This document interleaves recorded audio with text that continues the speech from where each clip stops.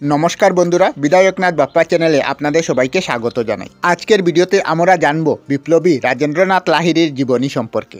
আর আমি আপনাদের সাথে আছি বিধায়কনাথ।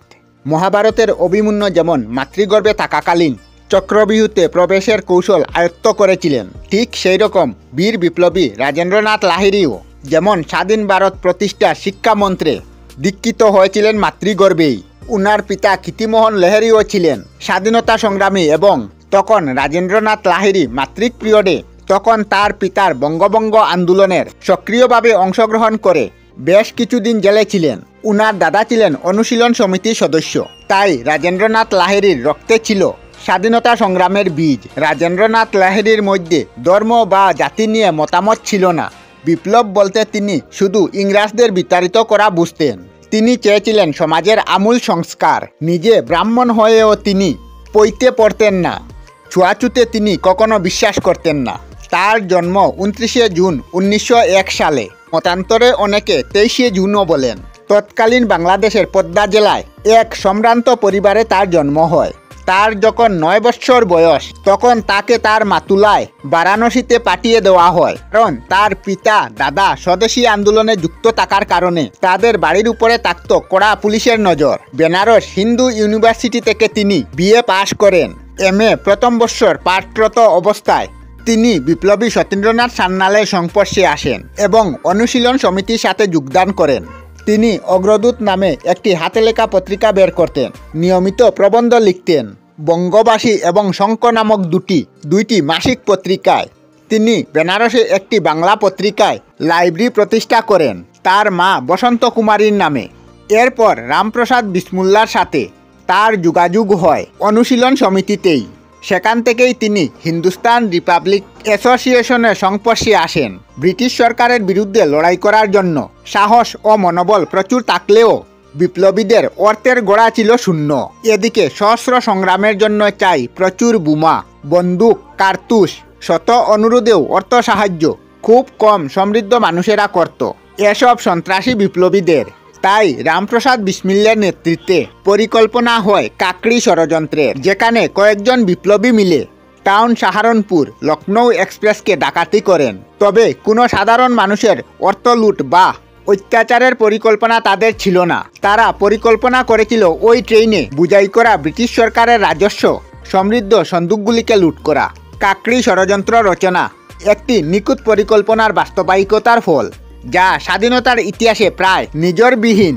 এই দুরদর্শ ডাকাতিতে রাজেন্দ্রনাথ লাহিড়ী ছিলেন অত্যন্ত গুরুত্বপূর্ণ ভূমিকায়।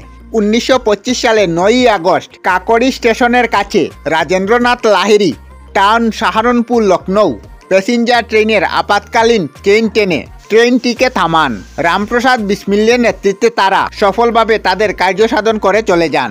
পুলিশ পৌঁছানোর অনেক আগেই বিসমিল তার দূরদৃষ্টিতে বুঝেছিলেন ডাকাতিতে পাওয়া 8,300 টাকা যথেষ্ট নয়। দীর্ঘমেয়াদী সংগ্রাম চালাতে গেলে তাই নিজস্ব গোলাবারুদ প্রস্তুতের ব্যবস্থা তাদের অত্যন্ত প্রয়োজনীয়। তিনি রাজেন্দ্রনাথ লাহিড়ীকে সত্যেন্দ্রনাথ সান্যালের সহযোগে তাকে পাঠান বোমা বানানোর কৌশল জানতে। কলকাতার অনতি দূরে দক্ষিণেশ্বরে তারা গোপন কারখানা খুলেন, কিন্তু হঠাৎ এক সহযোগীর অসাবধানতায় বোমা ফেটে যায় এবং 1925 সালে 10ই নভেম্বর জানাজানি হয়ে যায় তাদের বোমা বানানোর কারখানার ব্যাপারে। সবার সাথে রাজেন্দ্রনাথ লাহিড়ীও ধরা পড়েন। বিচারে তার 10 বছরের সহস্র কারাদণ্ড হয়। এরপর কাকড়ি ষড়যন্ত্রে যুক্ত বিপ্লবীরাও পরবর্তীকালে ধরা পড়েন, যদিও সেটি করতে ব্রিটিশদের কালঘাম ছুটেছিল। এরপর কাকড়ি টাউন কেসে রাজেন্দ্রনাথ লাহিড়ী, রামপ্রসাদ বিসমিল্লা, রোশন সিং, আসবাদ উল্লাহ খান এর ফাঁসির আদেশ হয় 19 ডিসেম্বর 1927 সালে।